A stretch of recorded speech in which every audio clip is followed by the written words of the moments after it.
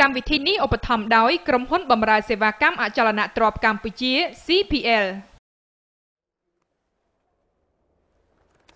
បាទសូមគោរពនិងជំរាបសួរដល់ទូរទស្សនិកជនដែលកំពុងតាមដានបណ្ដាញប៉ុស្តិ៍ព័ត៌មានកម្ពុជា CNC ជាទីគោរពនិងជាទីមេត្រីសូមស្វាគមន៍មកកាន់កម្មវិធីអចលនទ្រព្យកម្ពុជានៅក្នុងសប្តាហ៍ទី4នៃកម្មវិធីនេះខ្ញុំបាទសឿនសាយនឹងនាំជូននៅមាតិកាព័ត៌មានស្ដីអំពីអចលនទ្រព្យកម្ពុជាក៏ដូចជាអន្តរជាតិដ៏សំខាន់ដូចតទៅនេះបាទការសាងសង់ផ្សារទំនើបបែបបច្ចឹមប្រទេសនៅកម្ពុជាមានការរីកដុះដាលដោយផ្សិតស្របពេលដែលកំណើនប្រជាជននិងសេដ្ឋកិច្ចជាតិមានការរីកចម្រើនគួរឲ្យកត់សម្គាល់ការអភិវឌ្ឍសាងសង់លំនៅឋាននៅរាជធានីភ្នំពេញកំពុងតែមានការកើនឡើងយ៉ាងខ្លាំងខណៈដែលមានតម្រូវការច្រើនពីសំណាក់ប្រជាជនបណ្ដាវិនិយោគិនជាតិនិងអន្តរជាតិបានចាប់អារម្មណ៍យ៉ាងខ្លាំងក្នុងការបោះទុនវិនិយោគទៅលើការសាងសង់អគារខ្ពស់ៗនៅតាមបណ្ដោយមហាវិថីព្រះមុនីវង្សក្នុងទីក្រុងភ្នំពេញនិងមានបទសម្ភាសន៍និងព័ត៌មានអចលនទ្រព្យជាតិនិងអន្តរជាតិសំខាន់ជាច្រើនទៀតកម្មវិធីនេះឧបត្ថម្ភដោយក្រុមហ៊ុនបម្រើសេវាកម្មអចលនទ្រព្យកម្ពុជា CPLបាទនៅក្នុងវគ្គទី1នៃកម្មវិធីអចលនទ្រព្យកម្ពុជាខ្ញុំបាទនឹងសូមជូននៅព័ត៌មានសំខាន់ទី1ដែលទាក់ទងទៅនឹងការសាងសង់ផ្សារទំនើបនៅក្នុងរាជធានីភ្នំពេញឃើញថាមានការរីកដុះដាលដោយផ្សិតខណៈពេលដែលប្រជាជនកម្ពុជាក៏មានការកើនឡើងស្របពេលដែលកំណើនសេដ្ឋកិច្ចប្រទេសកម្ពុជាក៏មានការកើនឡើងគួរឲ្យកត់សម្គាល់ផងដែរពីមួយឆ្នាំទៅមួយឆ្នាំបាទក្នុងរយៈពេលប្រមាណឆ្នាំចុងក្រោយនេះគេសង្កេតឃើញមានការអភិវឌ្ឍសាងសង់ផ្សារទំនើបបែបបច្ចឹមប្រទេសកំពុងតែរីកដុះដាលដោយផ្សិតនៅក្នុងរាជធានីភ្នំពេញកំណើនវត្តមានផ្សារទំនើបបែបបច្ចឹមប្រទេសកាន់តែមានច្រើនឡើងនេះសបញ្ជាក់ឲ្យឃើញថាគឺដោយសារតែប្រទេសកម្ពុជាមានបរិយាកាសវិនិយោគល្អជាមួយនឹងស្ថិរភាពនយោបាយល្អនិងកំណើនសេដ្ឋកិច្ចខ្ពស់ពីមួយឆ្នាំទៅមួយឆ្នាំបើតាមការឲ្យដឹងពីម្ចាស់គ្រប់គ្រងគម្រោងអភិវឌ្ឍផ្សារទំនើបនៅកម្ពុជាបាននិយាយថាបច្ចុប្បន្នផ្សារទំនើបបែបបច្ចឹមប្រទេសនៅក្នុងរាជធានីភ្នំពេញមានចំនួនជាង10កន្លែងកំពុងតែដំណើរការអាជីវកម្មនិងមានផ្សារទំនើបធំចំនួន2ទៀតស្ថិតនៅក្នុងដំណាក់កាលការសាងសង់នៅឡើយហើយក៏គ្រោងនឹងប្រតិបត្តិការអាជីវកម្មរបស់ខ្លួននៅរយៈពេលឆាប់ខាងមុខនេះលោកអៀកឹមខៀងម្ចាស់គម្រោងអភិវឌ្ឍផ្សារទំនើប Yes Mall នៅតំបន់ជ្រោយចង្វាបានឲ្យដឹងថាកំណើនផ្សារទំនើបបែបបច្ចឹមប្រទេសដែលកើតឡើងច្រើននាពេលនេះគឺបង្ហាញឲ្យឃើញថាកម្ពុជាកំពុងមានសក្តានុពលក្នុងការទាក់ទាញអ្នកវិនិយោគបរទេសមកបណ្ដាក់ទុននៅកម្ពុជាយ៉ាងច្រើនលើគ្រប់វិស័យលោកមានប្រសាសន៍ថាយើងមានការជឿជាក់លើការអភិវឌ្ឍប្រទេសរបស់យើងពិសេសគឺប្រភេទផ្សារទំនើបដែលថ្មីនេះយើងកំពុងតែសាងសង់ផ្សារទំនើបបែបបច្ចឹមប្រទេសមួយដែលសម្រាប់បំពេញតម្រូវការនិងការកើនឡើងនៃកំណើនប្រជាជនក្នុងរាជធានីភ្នំពេញប្រកបដោយភាពទាក់ទាញផ្សារទំនើប Yes Mall ស្ថិតនៅភាគខាងកើតនៃស្ពានជ្រោយចង្វាចម្ងាយ100ម៉ែត្រមានចំនួន500តូបនិងសម្រេចបើកដំណើរការជាផ្លូវការនៅក្នុងខែមិថុនាឆ្នាំនេះដែលទទួលបានការគាំទ្រពីភាគីនៃក្រុមហ៊ុនក្នុងស្រុកនិងបរទេសមានប្រទេសម៉ាឡេស៊ីចិនជប៉ុនសិង្ហបុរីមីយ៉ាន់ម៉ា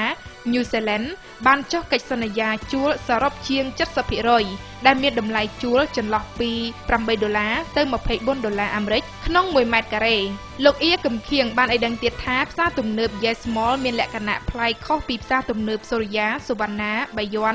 និង City Mall ព្រោះផ្សារនេះស្ថិតនៅក្នុងតំបន់ទីតាំងល្អ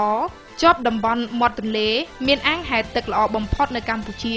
និងមានកន្លែងចតរថយន្តរហូតដល់ទៅ1000គ្រឿងលោកបញ្ជាក់ថាផ្សារទំនើបនេះសម្រាប់ការសាងសង់បាន 90% ហើយសល់តែ 10% ទៀតតែប៉ុណ្ណោះកំពុងរៀបចំតុបតែងផ្នែកខាងក្នុងទន្ទឹមគ្នានោះដែរមានក្រុមហ៊ុនវិនិយោគជប៉ុនមួយឈ្មោះថា Ion Mall បានចំណាយទឹកប្រាក់វិនិយោគជាង$200លានអាមេរិកធ្វើការសាងសង់ផ្សារទំនើបលំដាប់អន្តរជាតិមួយស្ថិតនៅក្បែរសន្តាគារ Sofitel តាមបណ្ដោយមហាវិថីសុធារសក្នុងទីក្រុងភ្នំពេញ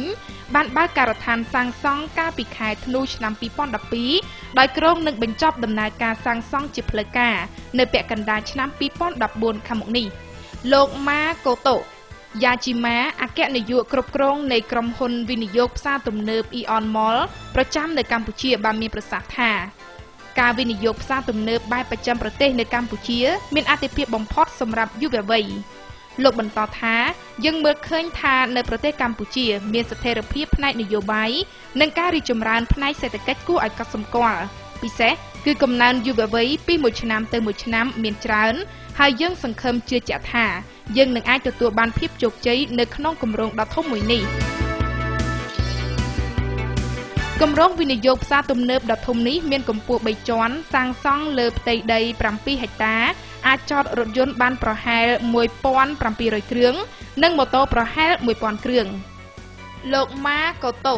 យ៉ាជីម៉ាបានឲ្យដឹងទៀតថានៅក្នុងគម្រោងនេះយើងសាងសង់ផ្សារទំនើបលក្ខណៈបែបជនជាតិជប៉ុនតែប៉ុណ្ណោះ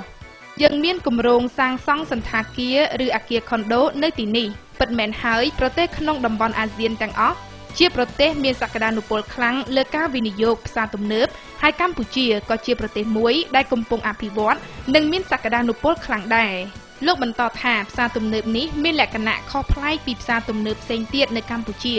យើងជឿថាអតិថិជននឹងមានការគាំទ្រផ្សារទំនើបនេះព្រោះបើតាមការសិក្សារបស់យើងបានឲ្យដឹងថាផ្សារទំនើបនៅរាជធានីភ្នំពេញនៅមានចំណុចខ្វះខាតច្រើននៅឡើយហើយសន្ទុះនៃការប្រើប្រាស់ទំនិញនៅក្នុងផ្សារទំនើបក៏កាន់តែកើនឡើងខ្ពស់ខ្លាំងដែរការអភិវឌ្ឍផ្សារទំនើបច្រើនជាការរួមចំណែកក្នុងការជួយដល់អាជីវករនិងប្រជាពលរដ្ឋឲ្យមានការងារធ្វើក៏ដូចជាការជួយអភិវឌ្ឍប្រទេសជាតិឲ្យមានការរីកចម្រើនដោយប្រទេសជិតខាងដែរ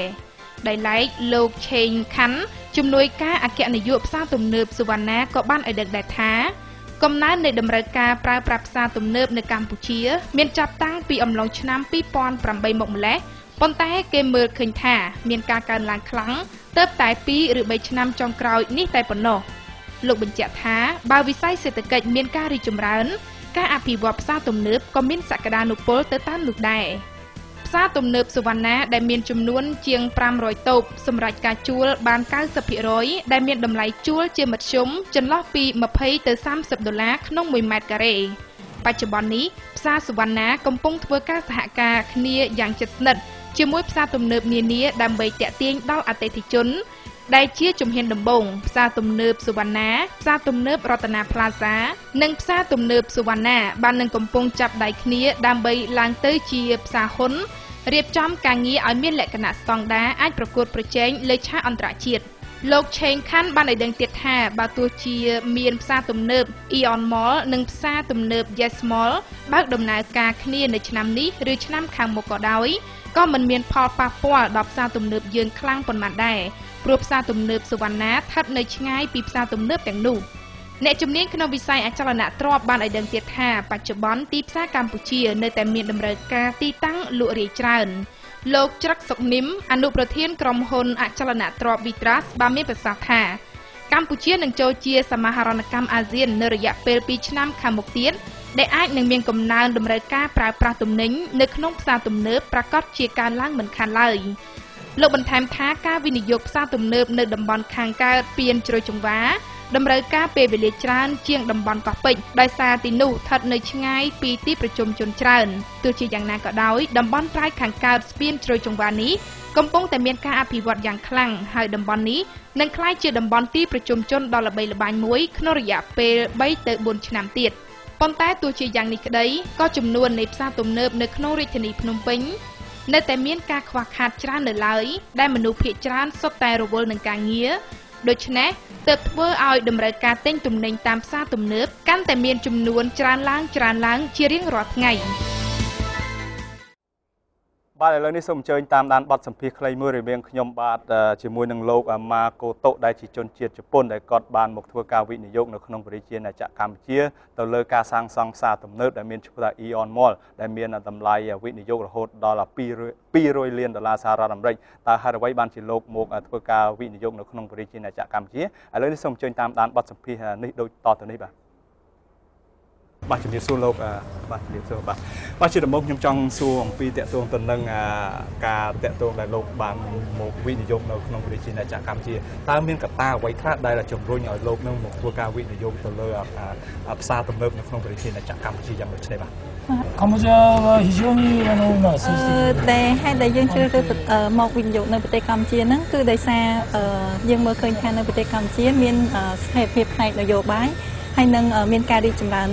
ផ្នែកសេដ្ឋកិច្ចយ៉ាងគួរឲ្យកត់សម្គាល់ហើយ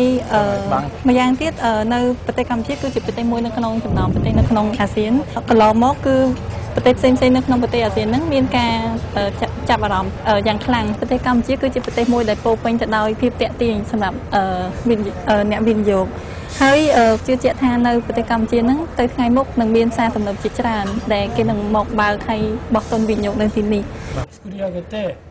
សំណួរមួយទៀតដែលតាក់ទងទៅនឹងប្រទេសកម្ពុជាហាក់បីដូចជាមានគេហៅថាទីផ្សារហាក់បីដូចនៅចង្អៀតនៅឡើយតើលោកមានគោលដៅរបស់លោកតើមានយុទ្ធសាស្ត្រអ្វីខ្លះដើម្បីធ្វើការប្រកួតប្រជែងជាមួយនឹងបណ្ដាអ្នកប្រកបអាជីវកម្មដូចគ្នាក៏ដូចជាផ្សារទំនើបដូចគ្នានៅក្នុងប្រទេសជាណាចក្រកម្ពុជានឹងបាទប្រទេសកម្ពុជាគឺជាប្រទេសមួយដែលពោរពេញទៅដោយភាពតាក់ទាញសម្រាប់អ្នកវិនិយោគហើយជឿជាក់ថានៅប្រទេសកម្ពុជាហ្នឹងទៅថ្ងៃមុខនឹងមានសារទំនើបជាច្រើនដែលគេនឹងមកបើកឲ្យបោះទុនវិនិយោគនៅទីនេះហើយយើងនឹងព្យាយាមប្រមូលផ្ដុំនៅហាងទំនិញជាច្រើនដែលថាមានភាពខុសប្លែកជាមួយនឹងសារទំនើបផ្សេងហើយជាបឋមហ្នឹងគឺយើងផ្ដោតសំខាន់ទៅលើខាងផ្ដល់សេវាកម្មអាចថាយើងនឹងបង្កើតកន្លែងមួយដែលឲ្យអតិថិជនដែលគាត់ចូលមកផ្សារទំនើបរបស់យើងនឹងមានភាពរីករាយហើយគាត់នឹងទទួលនៅសេវាកម្មដែលគាត់ធ្លាប់ជួបនាពេលកន្លងមកនេះនៅពេលដែលគាត់ឈានចូលមកដល់ក្នុងផ្សារទំនើបរបស់ Eon Mall យើង楽しみになってどんなサービスがប្រភេទគេថាម៉ូតអាគារឲ្យផ្សេងហ្នឹងក៏អាចថាចម្លងចេញពីខាងណាខ្លះទៅបាទ日本のものよりももっとこちらにふさわしいようにនិយាយទៅម៉ូតអាគារហ្នឹងគឺយើងធ្វើដូចថាតាមបែបនៅជប៉ុននិយាយទៅម៉ូតអាគារហ្នឹងគឺយើងរចនាដោយគួបផ្សំជាមួយនឹងម៉ូតអាគារដែលធ្លាប់មានកន្លងមកនៅជប៉ុនហើយនឹងគួបផ្សំជាមួយនឹងរចនាបថអាគារនៅក្នុងប្រទេសកម្ពុជាផងដែរគេថាលោកមានការព្រួយបារម្ភយ៉ាងរុញរឿងខ្លះទៅថ្ងៃមកនេះមិនសិនជាមានការប្រកួតចេញកាន់តែខ្លាំង心配というか多分競争は厳しくなるでしょうねជឿថាទៅថ្ងៃមុខអ្នកវិនិយោគទុនផ្សេងប្រហែលជាមានដៃគូប្រកួតប្រជែងច្រើនទៅថ្ងៃមុខក៏ប៉ុន្តែសម្រាប់យើងហ្នឹងគឺយុទ្ធសាស្ត្រដែលយើងមានហ្នឹងគឺយើងព្យាយាមបង្កើតនៅអ្វីដែលថ្មីផ្ដល់ជូននៅអ្វីដែលថ្មីហើយនឹងភាពរីករាយនិងភាពភ្ញាក់ផ្អើលជូនដល់អតិថិជនសូមអរគុណលោកដែលបានផ្ដល់បទសម្ភាសន៍បាទសូមអរគុណច្រើន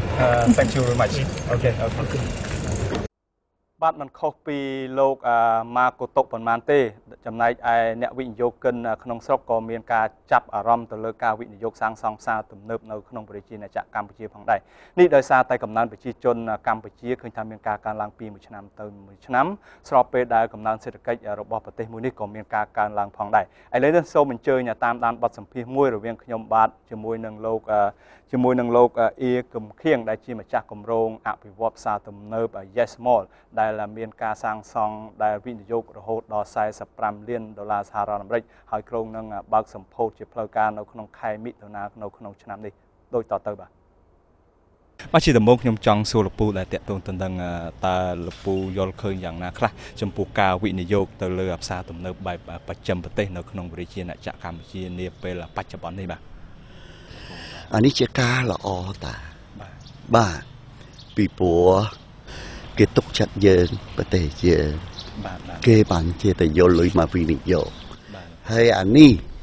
គឺជាគេដឹងថាជំរុញយើងកាន់តែឈានទៅប្រទេសទំនើបអានេះជាការល្អប្រសើរណាស់យើងធ្វើឲ្យគេកក់កតាយើងក៏មានជំនឿចិត្តហើយជាពិសេសមនុស្សយើងគឺជាកាន់តែច្រើនឡើងកើប្រជាជនទៅការសារទំនើបសារដែលថាសម័យចាស់វានឹងឃ្លាតចេញពីយើងហើយដូច្នេះចំពោះខ្ញុំយកសម្គាល់តែជាការល្អនៅក្នុងរយៈពេលប្រហែលឆ្នាំចុងក្រោយនេះលោកពូមើលឃើញអំពីការរីកចម្រើនដុះដាលច្រើនទេ ពីផ្សារទំនើបដែលកើតនៅក្នុងកម្ពុជាយើងជាពិសេសទីក្រុងភ្នំពេញតែម្ដងលោកពូឃើញច្រើនទេច្រើនដែរពីព្រោះបន្ទាប់គេហ៊ានចេញចំណេញសិតទៅរាប់រយលានមកទិញដីរាប់រយលានគឺជាអន្តរជាតិដែលថាល្បីឈ្មោះគឺជាមកធ្វើឲ្យយើងកាន់តែកក់កតាតើលោកពូមានការគ្រប់គ្រងដែរឬទេចំពោះអ្នកវិនិយោគិនដែលមកពីក្រៅប្រទេសច្រើនដែលមកវិនិយោគក្នុងអាជីវកម្មដោយលោកពូជាពិសេសសារទំនើបដោយលោកពូអញ្ចឹងលោកពូមានការគ្រប់គ្រងដែរទេបាទយើងគ្រប់គ្រង100%ពីព្រោះអីពីព្រោះសារសេរីនឹងពិភពលោកវាទៅជាមួយហើយដូច្នេះគេមកមានការប្រកួតប្រជែងអានេះជាគាត់ថាជាពេលឆ្លងកាត់ទេពីព្រោះយើងមើលឃើញទៅប្រទេសម៉ាឡេក៏ដោយសិង្ហបុរីអីក៏ដោយស្ទើរនឹងមកផ្លូវហ្នឹងគឺជាមានសារតែកន្លះគីឡូមិនដល់ផង500ម៉ែត្រមានសារហើយទៅគេអភិវឌ្ឍដើម្បីដែលថាធ្វើសារមិនយូរមិនឆាប់ទេពិតមែនប្រទេសយើងទៅចេញពីភ្លើងសង្គ្រាមបានសម្ដេចហ៊ុនសែនដឹកនាំមកយើងបានជប់ពលិដល់ពេលហ្នឹងសំខាន់ណាស់ដោយស្នាដៃដែលថាគាត់ជាមួយកូនចៅខំតស៊ូបានប្រទេសនឹងហើយគេក៏កក់កតាគេហ៊ានយកដល់100លាន200លានមកធ្វើសារទំនើបគេក៏មើលឃើញនយោបាយប្រទេសខ្មែរនឹងហើយនឹងមានអនាគតអានឹងជាការពិតការខិតខំរបស់លោកពូមកដល់ពេលនេះគឺជោគជ័យទេដែលអាចតែទាក់ទាញអតិថិជនមកទីនេះបាទពីព្រោះយើងមានជំនឿចិត្តយើងត្រូវការប្រៀបធៀបសារគេជាមួយសារយើងពីព្រោះដោយសារអីពេលដែលស្ពាននេះមួយទៀតទៅធ្វើរួចនៅចុងឆ្នាំហ្នឹងទន្ទឹមឲ្យមានផ្លូវពង្រីកធំទៀតសាលាក្រុងដែលតាមកែបសម្មារៀបចំផ្លូវស្អាតចង្គៀងស្អាតហើយហ្នឹងគឺជាកាន់តែល្អវិនិយោគិនមកពីជប៉ុនឃើញថា EON គឺជាផ្សារខ្នាតអន្តរជាតិមួយដ៏ធំបានមកវិនិយោគនៅកម្ពុជាហើយនឹងមានមួយផ្សារ2-3ទៀតនឹងអាចនឹងកើតឡើងនៅក្នុងឆ្នាំហ្នឹងដែរហើយលោកមានការព្រួយបារម្ភឬក៏យ៉ាងម៉េចដែរបាទវាធម្មតាគេវាមានការព្រួយបារម្ភដែរក៏ប៉ុន្តែឲ្យតែយើងជាជាតិខ្មែរយើងមិនថាចង់ចំណេញច្រើនទេយើងមិនចង់ចំណេញច្រើនទេយើងគឺជាដែលថាយកប្រយោជន៍រួមយើងមានខ្សែរយៈតាក់ទងពីខាងក្រៅបើសិន information គ្រប់យ៉ាងបើសិនជាគេចង់ទិញខោអាវយើងនាំមកពីខាងក្រៅឲ្យតែថាអ្នកលក់ហៅមួយដែលអ្នកដឹកជញ្ជូនខោអាវឲ្យថោកជាមួយសម្ភារៈផ្សេងឲ្យថោកមកពីព្រោះឥឡូវនេះការរកស៊ីគឺជាពិភពលោកអ៊ីនធឺណិតយើងចុចភ្លាមគេអនណាស់ឲ្យតែយើងសុខចិត្តដែលថាយកមកប្រាប់តែអ្នកលក់ខាងក្នុងហ្នឹងអូពេលហ្នឹងសម័យថ្មីហើយខោអាវខែហ្នឹងគឺជាស្អីគេប្រាប់យើងមុនប្រហែលខែឲ្យយើងហើយយើងមានដាមទាំងប្រមាណបើសិនជាអាចជួយ Open LC ឲ្យគេយកមកឲ្យគេលក់ទៅយើងជឿថាយើងប្រកួតប្រជែងយកពីអីវ៉ាន់មកហងចាក់ផ្ទាល់មកឲ្យដែរថាអ្នកលក់ឲ្យ information ដូចជារួមជាមួយសុខទុក្ខជាមួយគ្នាហួរមានការបាទសូមអរគុណលោកអ៊ុំដល់ជាជ្រៅក្នុងការផ្ដល់បទសម្ភាសន៍ដល់ស្ថានីយ៍ទូត CNC ហើយសង្ឃឹមថាជួបលោកពូនៅពេលក្រោយទៀតសង្ឃឹមថាជួបលោកពូនៅពេលក្រោយទៀតបាទខ្ញុំសូមអរគុណបាទអរគុណច្រើនគួរបាទអរគុណច្រើនបទពីកម្មវិធីចំណាក់ទ្រាំនៅក្នុងវគ្គទី1នេះសូមការអនុញ្ញាតសម្រាប់មួយផ្លេតសិនបាទសូមរងចាំទស្សនានៅវគ្គទី2បាទ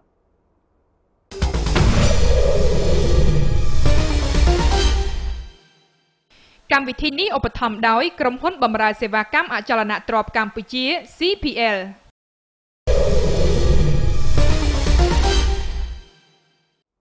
បាទសម្រាប់វគ្គទី2នៃកម្មវិធីអចលនទ្រព្យយើងនឹងមានព័ត៌មានសំខាន់ៗចំនួន3ដែលតាក់ទងទៅនឹងវិស័យអចលនទ្រព្យក្នុងប្រជាជាតិកម្ពុជាដែលព័ត៌មានសំខាន់ទី1ដែលតាក់ទងទៅនឹងការសាងសង់លំនៅឋាននៅក្នុងរាជធានីភ្នំពេញឃើញថាមានការកើនឡើងយ៉ាងខ្លាំងពីមួយឆ្នាំទៅមួយឆ្នាំការកើនឡើងនេះដោយសារតែកំណើនប្រជាជនមានការផ្លាស់ទីពីបណ្ដាខេត្តមួយចំនួនក៏ដូចជាអ្នកវិនិយោគិនបរទេសបានមកធ្វើការរស់នៅក្នុងប្រជាជាតិកម្ពុជាផងដែរបាទការអភិវឌ្ឍសាងសង់លំនៅឋាននៅក្នុងរាជធានីភ្នំពេញខេត្តកំពុងតែមានការកើនឡើងយ៉ាងខ្លាំងពីមួយឆ្នាំទៅមួយឆ្នាំស្របពេលដែលកំណើនប្រជាជននិងសេដ្ឋកិច្ចជាតិមានការរីកចម្រើនគួរឲ្យកត់សម្គាល់នៅរយៈពេលប្រមាណឆ្នាំចុងក្រោយនេះយោងតាមរបាយការណ៍ពីក្រសួងរៀបចំដែនដីនគររូបនីយកម្មនិងសំណង់បានផ្ដល់ឲ្យ CNC នៅថ្ងៃទី27ខែកុម្ភៈថ្មីនេះថាក្រសួងបានអនុម័តគម្រោងសាងសង់ទូទាំងរាជធានីខេត្តនៅឆ្នាំ2012មានចំនួន248គម្រោងដែលមានទឹកប្រាក់សរុបចំនួន$1826 លានអាមេរិកកើនឡើង 87% បើធៀបទៅនឹងរយៈពេលដូចគ្នាកាលពីឆ្នាំ2011ដែលមាន212គម្រោងដែលមានទំហំទឹកប្រាក់សរុបចំនួន$1444 លានអាមេរិកឯកឧត្តមពេញហុងសុជាតិខេមរ៉ូអ្នកនាំពាក្យក្រសួងរៀបចំដែនដីនគររូបនីយកម្មនិងសំណង់បានមានប្រសាសន៍នៅថ្ងៃនេះថាការកើនឡើងទំហំគម្រោងសាងសង់និងតម្លៃទុនវិនិយោគនេះដោយសារតែកត្តាសំខាន់មួយចំនួនដូចជាកត្តាស្ថិរភាពនយោបាយស្ថិរភាពម៉ាក្រូសេដ្ឋកិច្ចស្ថិរភាពថវិកាសាធារណៈគោលនយោបាយលើកទឹកចិត្តអ្នកវិនិយោគនិងកត្តាកំណើនប្រជាជនឯកឧត្តមបានបន្តថានៅក្នុងឆ្នាំ2012យើងបានកត់សម្គាល់ឃើញថាក្រុមហ៊ុនអភិវឌ្ឍលំនៅឋានជាច្រើនបាននឹងកំពុងសាងសង់អគារលំនៅឋាន Apartment, Condo ផ្ទះល្វែងនិងអគារភូមិគ្រឹះផ្សេងសម្រាប់គ្រប់គ្រងទៅនឹងតម្រូវការទីផ្សារក៏ដូចជាឆ្លើយតបទៅនឹងកំណើនប្រជាជននិងសេដ្ឋកិច្ចមានការកើនឡើងផងដែរឯកឧត្តមបានបញ្ជាក់ថាការកើនឡើងនៃការអភិវឌ្ឍនៅក្នុងវិស័យសំណង់បានចូលរួមចំណែកយ៉ាងសំខាន់សម្រាប់ជំរុញកំណើនផលិតផលសរុបក្នុងស្រុកក៏ដូចជាជួយបង្កើតការងារដល់ប្រជាពលរដ្ឋខ្មែរនិងជួយបម្រើដល់វិស័យទេសចរតាមរយៈការបង្កើតសន្តាគារភោជនីយដ្ឋានជាដើមនិងជួយដល់ការរីកចម្រើននៃវិស័យដទៃទៀតដែលពាក់ព័ន្ធទៅនឹងវិស័យសំណង់មានរោងចក្រផលិតសម្ភារៈសំណង់ក្នុងស្រុកជាដើមឯកឧត្តមសង្ឃឹមយ៉ាងមុតមាំថាទំហំវិនិយោគនិងគម្រោងសាងសង់នៅឆ្នាំ2013នេះនឹងមានការកើនឡើងបន្ថែមទៀតបាទព័ត៌មានជាបន្តទៅទៀតនេះតាក់ទងទៅនឹងបណ្ដាអ្នកវិនិយោគិនជាតិក៏ដូចជាអន្តរជាតិឃើញថាមានការចាប់អារម្មណ៍យ៉ាងខ្លាំងក្នុងការវិនិយោគទៅលើអគារខ្ពស់នៅតាមបណ្ដោយមហាវិថីព្រះនិវង្សដោយសារតែមហាវិថីនេះគឺជាមហាវិថីដ៏មានសក្តានុពលក្នុងការវិនិយោគផងដែរបាទនៅក្នុងរាជធានីភ្នំពេញគេកត់សម្គាល់ឃើញមានសំណង់អគារខ្ពស់ដែលមានកម្ពស់ចាប់ពី22ជាន់រហូតដល់កម្ពស់42ជាន់ភាគច្រើនស្ថិតនៅតាមបណ្ដោយមហាវិថីព្រះមុនីវង្សមានការរីកចម្រើនខ្លាំងជាងគេបើយើងគិតរាប់ចាប់ពីតំបន់គុលស្ពានជ្រោយចង្វារហូតមកដល់ស្តុបបូកូមានសំណង់អគារប្រភេទខ្ពស់ដែលកំពុងតែសាងសង់មានចំនួន3អគារនិងសំណង់ដែលបានសាងសង់រួចរាល់មានចំនួន2អគារលោកជេងខេងអគ្គនាយកក្រុមហ៊ុនអចលនទ្រព្យ CPL Cambodia និងជាប្រធានសមាគមអ្នកវាយតម្លៃអចលនទ្រព្យកម្ពុជាបានឲ្យដឹងថាមហាវិថីព្រះមុនីវង្សមានសក្តានុពលវិនិយោគទៅលើសំណង់អគារខ្ពស់ច្រើនជាងគេនៅរាជធានីភ្នំពេញលោកបញ្ជាក់ថាមហាវិថីនេះគឺជាមហាវិថីសំខាន់សម្រាប់ការវិនិយោគការធ្វើពាណិជ្ជកម្មនិងការធ្វើអាជីវកម្មផ្សេងជាច្រើនទៀតលោកបន្តថាអគារការិយាល័យសម្រាប់អតិថិជនលំដាប់ខ្ពស់ភាគច្រើនគេសង់តែនៅលើមហាវិថីព្រះមុនីវង្សហើយមហាវិថីដែលមានអតិភិបបន្ទាប់មានមហាវិថីព្រះនរោត្តមនិងមហាវិថីម៉ៅស៊ីងតុងដែលអាចសាងសង់អគារខ្ពស់បានបច្ចុប្បន្នសំណង់អគារស្ថិតនៅតាមបណ្ដោយមហាវិថីព្រះមុនីវង្សដែលកំពុងសាងសង់មានចំនួន3អគាររួមមានទី1សំណង់អគារវឌ្ឍនៈកាពីតាល់កម្ពស់39ជាន់មានសន្តានរូបរាងដោយសត្វនាគសាងសង់លើផ្ទៃដីចំនួន 135,000 ម៉ែត្រការ៉េដែលបានចំណាយទុនវិនិយោគសរុបចំនួន$150 លានអាមេរិកគម្រោងនេះបានបញ្ចប់គ្រឿងបង្គុំសំណង់តាំងពីឆ្នាំ2012ដោយគិតថាគ្រោងនឹងបើកឲ្យប្រើប្រាស់ជាផ្លូវការឆាប់ខាងមុខនេះចំណែកឯសំណង់អគារទី2គឺជាសំណង់អគារ Gold Tower 42ជាន់ស្ថិតនៅបណ្ដុំស្តុបពេទ្យចិនខាងលិចវិមានឯករាជ្យបានបោះទុនវិនិយោគចំនួន$240 លានអាមេរិកប៉ុន្តែបច្ចុប្បន្នអគារនេះស្ថិតនៅក្នុងដំណាក់កាលពន្យាពេលសាងសង់នៅឡើយនិងចំណែកឯសំណង់អគារទី3គឺសំណង់អគារ The Castle Royal កម្ពស់32ជាន់ ស្ថិតនៅខាងត្បូងអគារ Gold Tower 42 ជាន់ដែលបច្ចុប្បន្នបានបញ្ចប់គ្រឿងបង្គុំរួចរាល់ហើយអគារនេះចំណាយទុនវិនិយោគសរុបចំនួន$80 លានអាមេរិកគិតថានឹងបើកឲ្យប្រើប្រាស់ជាផ្លូវការនៅចុងឆ្នាំ2014ខាងមុខនេះផងដែរប៉ុន្តែបើយើងពិនិត្យមើលសំណង់អគារដែលបានសាងសង់រួចវិញមានចំនួន2អគារទី1គឺសំណង់អគារ Canada Tower 32 ជាន់ដែលជាសំណង់អគារខ្ពស់ដំបូងគេនៅរាជធានីភ្នំពេញដោយចំណាយទឹកប្រាក់វិនិយោគជាង$30 លានអាមេរិកបើកឲ្យដំណើរការជាផ្លូវការតាំងពីឆ្នាំ2010មកម្លេះនិងទី2គឺសំណង់អគារការិយាល័យធ្វើការភ្នំពេញ Tower កម្ពស់22 ជាន់សាងសង់ក្នុងទឹកប្រាក់ចំនួន$60 លានអាមេរិកដោយបានបើកឲ្យដំណើរការជាផ្លូវការតាំងពីឆ្នាំ2011ការវិនិយោគអគារខ្ពស់ដែលស្ថិតនៅតាមបណ្ដោយមហាវិថីនេះនៅតែមានសក្តានុពលនិងអំណោយផលល្អសម្រាប់ពេលអនាគតប៉ុន្តែបើយើងសាងសង់អគារខ្ពស់នៅលើមហាវិថីនេះច្រើនពេកក៏វាអាចបង្កឲ្យមានការស្ទះចរាចរណ៍ច្រើនដែរលោកជេងខេងឲ្យដឹងទៀតថាអ្នកវិនិយោគធំមួយចំនួននឹងជ្រើសរើសយកមហាវិថីសំខាន់មួយចំនួនទៀតមកធ្វើការសាងសង់អគារខ្ពស់ក្នុងនោះមានមហាវិថីព្រះនរោត្តមមហាវិថីសហព័ន្ធរុស្ស៊ីមហាវិថីម៉ៅស៊ីនតុងនិងមហាវិថីកងយុទ្ធពលខេមរៈភូមិន្ទជាដើមសុទ្ធតែអាចសាងសង់អគារខ្ពស់ហើយក៏មានអំណោយផលល្អសម្រាប់ការធ្វើអាជីវកម្មដែរលោកជេងខេងបានបញ្ជាក់ថាតម្លៃដីធ្លីនៅតាមបណ្ដោយមហាវិថីព្រះមុនីវង្សមានតម្លៃចន្លោះពី$2,500ទៅដល់$4,000អាមេរិកបាទពីកម្មវិធីអចលនទ្រព្យនៅក្នុងវគ្គទី2នេះសូមការអនុញ្ញាតសម្រាប់មួយភ្លេតសិនបាទសូមរងចាំជាមួយខ្ញុំបាទនៅវគ្គទី3ដែលជាវគ្គបញ្ចប់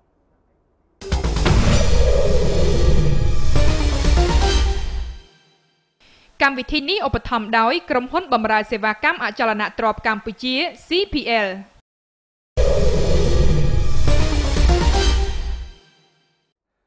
បាទសូមស្វាគមន៍មកកាន់វគ្គទី3ដែលជាវគ្គបញ្ចប់បាទសម្រាប់វគ្គទី3នេះយើងនឹងមានព័ត៌មានអន្តរជាតិអចលនទ្រព្យ2ដែលតាក់ទងទៅនឹងទីផ្សារខុនដូនៅក្នុងប្រទេសថៃឃើញថាមានតម្រូវការកើនឡើងយ៉ាងខ្លាំងខណៈពេលដែលអ្នកវិនិយោគិនបរទេសក៏ដូចជាភ្ញៀវទេសចរបានចូលមកធ្វើការរស់នៅប្រទេសនេះមានកាន់តែច្រើនឡើងពីមួយឆ្នាំទៅមួយឆ្នាំបាទទីផ្សារខុនដូប្រទេសថៃកំពុងតែមានតម្រូវការខ្ពស់ខណៈដែលភ្ញៀវទេសចរបរទេសមានកំណើនកាន់តែកើនឡើងក្រុមហ៊ុនអភិវឌ្ឍគម្រោងឆ្នេរបានអះអាងថាឆ្នាំ2012ចំនួនភ្ញៀវទេសចរបរទេសចំនួន22លាននាក់ហើយនៅឆ្នាំនេះអាចនឹងកើនឡើងរហូតដល់ជាង24លាននាក់ការកើនឡើងនេះដែរក៏ព្រោះតែលំនៅឋានប្រភេទខុនដូមានភាពទាក់ទាញខ្លាំងទីក្រុងភូកេតគឺមានភាពទាក់ទាញនិងជាទីក្រុងមួយដែលចាប់អារម្មណ៍បំផុតដែលគេសម្ដៅនៅអាស៊ីអាគ្នេយ៍នៅឆ្នាំ2012កន្លងមកអាកាសយានដ្ឋានអន្តរជាតិភូកេតបានធ្វើការកត់ត្រាចំនួនភ្ញៀវទេសចរបរទេសចំនួន9លានកន្លះកើនឡើង 8% បើប្រៀបធៀបទៅនឹងរយៈពេលដូចគ្នាកាលពីឆ្នាំមុនពួកគេបានទៅទស្សនានៅលើកោះប៉ាតាយាកោះសាមុយនិងឈៀងម៉ៃដើម្បីឆ្លើយតបទៅនឹងកំណើននេះអ្នកអភិវឌ្ឍអចលនទ្រព្យភាគច្រើនកំពុងសម្លឹងមើលពីការទទួលបានផលប្រយោជន៍ពីភ្ញៀវទេសចរទាំងនោះរួមមានគម្រោងការអភិវឌ្ឍតំបន់ឆ្នេរនិងការវិនិយោគអគារខុនដូប្រណិតនៅក្នុងកោះភូកេតប្រទេសថៃផងដែរបាទព័ត៌មានអចលនទ្រព្យចុងក្រោយនេះតាក់ទងទៅនឹងអ្នកវិនិយោគិនបរទេសបានទទួលស្គាល់យ៉ាងខ្លាំងអំពីសក្តានុពលនៃការកើនឡើងនៃសេដ្ឋកិច្ចនៅក្នុងតំបន់អាស៊ីប៉ាស៊ីហ្វិកជាពិសេសការរីកចម្រើននៃវិស័យអចលនទ្រព្យនៅក្នុងតំបន់អាស៊ីប៉ាស៊ីហ្វិកនេះឃើញថាមានការកើនឡើងយ៉ាងខ្លាំងអ្នកជំនាញអចលនទ្រព្យបានកត់សម្គាល់ឃើញថានៅក្នុងឆ្នាំ2030ខាងមុខនេះឃើញថាវិស័យអចលនទ្រព្យនៅក្នុងតំបន់អាស៊ីប៉ាស៊ីហ្វិកនឹងកើនឡើងរហូតដល់ទ្វេដងបើធៀបទៅនឹងឆ្នាំ2012កន្លងមកនេះបាទយោងតាមការព្យាករណ៍ពីក្រុមហ៊ុនគ្រប់គ្រងបម្រើសេវាកម្មអចលនទ្រព្យអន្តរជាតិមួយបានបង្ហាញឲ្យឃើញថាកំណើនវិស័យអចលនទ្រព្យនៅក្នុងតំបន់ធ្វើពាណិជ្ជកម្មនៅលើពិភពលោកនៅឆ្នាំ2030នឹងកើនឡើងលើសពីឆ្នាំ2012ទ្វេដងអ្នកវិនិយោគបរទេសទទួលស្គាល់ពីលក្ខណៈសេដ្ឋកិច្ចរីកចម្រើនជាពិសេសនៅតំបន់អាស៊ីប៉ាស៊ីហ្វិកតាមរបាយការណ៍ស្រាវជ្រាវចុងក្រោយរបស់ John Lang Zelsel បង្ហាញថាទីផ្សារវិនិយោគវិស័យអចលនទ្រព្យតំបន់ធ្វើពាណិជ្ជកម្មសកលបានកើនឡើងលើសពី$1,000 លានអាមេរិកនៅឆ្នាំ2030បើប្រៀបធៀបទៅនឹងឆ្នាំមុនមានចំនួនត្រឹមតែ$450,000 លានអាមេរិក នៅក្នុងតំបន់អាស៊ីប៉ាស៊ីហ្វិកមានភាពល្អប្រសើរចំពោះសកម្មភាពវិនិយោគក្នុងវិស័យអចលនទ្រព្យនិងសំណង់ចាប់តាំងពីអំឡុងពេលជួបវិបត្តិហិរញ្ញវត្ថុពិភពលោកម្លេះហើយឆ្នាំ2012កន្លងមកក្នុងតំបន់អាស៊ីប៉ាស៊ីហ្វិកទទួលបានការវិនិយោគតំបន់ធ្វើពាណិជ្ជកម្មកើនឡើង 77% បើប្រៀបធៀបទៅនឹងឆ្នាំ2007ខណៈពេលដែលប្រទេសអាមេរិកកើនឡើង 62% និងប្រទេសអឺរ៉ុប 46%បាទពីកម្មវិធីអចលនទ្រព្យកម្ពុជាបានឈានមកដល់ទីបញ្ចប់ហើយខ្ញុំបាទនឹងលើកជូននៅព័ត៌មានសំខាន់ៗដែលទាក់ទងទៅនឹងវិស័យអចលនទ្រព្យកម្ពុជាក៏ដូចជាអន្តរជាតិនៅសប្តាហ៍ក្រោយគណៈពេលនេះខ្ញុំបាទសឿនសាយនឹងក្រុមការងារសូមអរគុណនិងសូមជម្រាបលាបាទ